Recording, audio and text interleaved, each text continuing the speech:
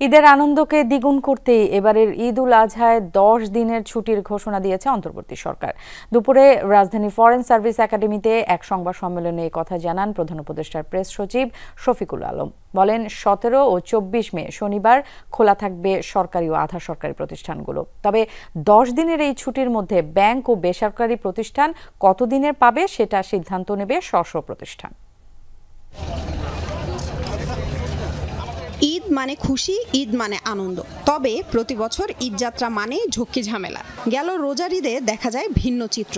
9 দিনের ছুটি দেয় ভোগান্তি ছাড়াই ঈদের ছুটি কাটান দেশের মানুষ। আসছে কোরবানির ঈদ, নির্বিঘ্নে উদযাপনের রেকর্ড ছুটি দেওয়ার সিদ্ধান্ত নিয়েছে অন্তর্বর্তী সরকার।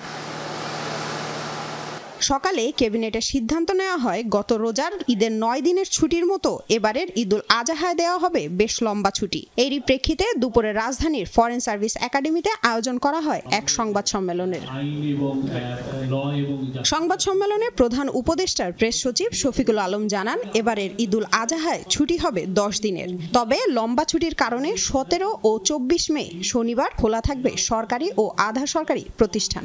5 জুন থেকে 10 জুন পর্যন্ত ছিল হচ্ছে ঈদ উল আজহার ছুটি, কিন্তু দেখা যাচ্ছে যে ওয়েডনেসডে এন্ড থার্সডে, যেটা জুন 11 এবং 12, অনেক ক্ষেত্রেই সেইটাকে ছুটি ঘোষণা করে 17 মে এবং 24 মে এই দুইটা দিন, দুইটা স্যাটারডে সরকারি কর্মচারীরা বা যেগুলো আধা সরকারি বা অটোনোমাস এখানে যারা কর্মচারী আছেন তারা এই 2 দিন কাজ করবেন। ঈদ উল আজহার ছুটি হবে 10 দিন।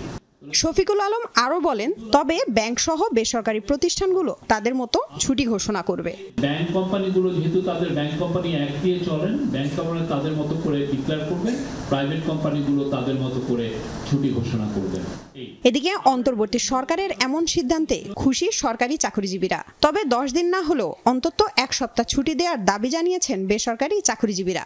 এই ঈদের 10 দিন ছুটি আমার কাছে মনে হচ্ছে আমি ঈদের চেয়ে বেশি খুশি। বেসরকারি চাকরিজীবীরা আমাদের আসলে ছুটির কোনো নিয়ম কানুন নাই, কিন্তু বেসরকারি চাকরিজীবীদের ক্ষেত্রে এই ছুটিটা আসলে 10 দিন হওয়া উচিত, না হলে অ্যাটলিস্ট 1 সপ্তাহ হওয়া উচিত। যারা বেসরকারি সেক্টর কাজ দেখভাল করেন তাদের প্রতি অনুরোধ রাখবো তারাও যেন সরকারের সাথে তাল মিলিয়ে তাদের অফিস আদালতকে সেরকম যেন 10 দিন ছুটি তারা ব্যবস্থা করে দেন।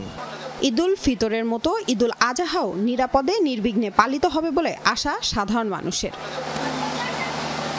লামিয়া তিথি, যমুনা নিউজ, ঢাকা। শুধু প্ল্যান করলেই হবে, টিভি পাইতে ক্যাপটাও তো খুলতে হবে। কোকা-কোলার এত বড় অফার, ক্যাপ হলো কোড দাও আর উত্তর দিয়ে জিতে নাও ফ্রিজ, টিভি, ফোন আর প্রতি বোতলে নিশ্চিত ক্যাশব্যাক।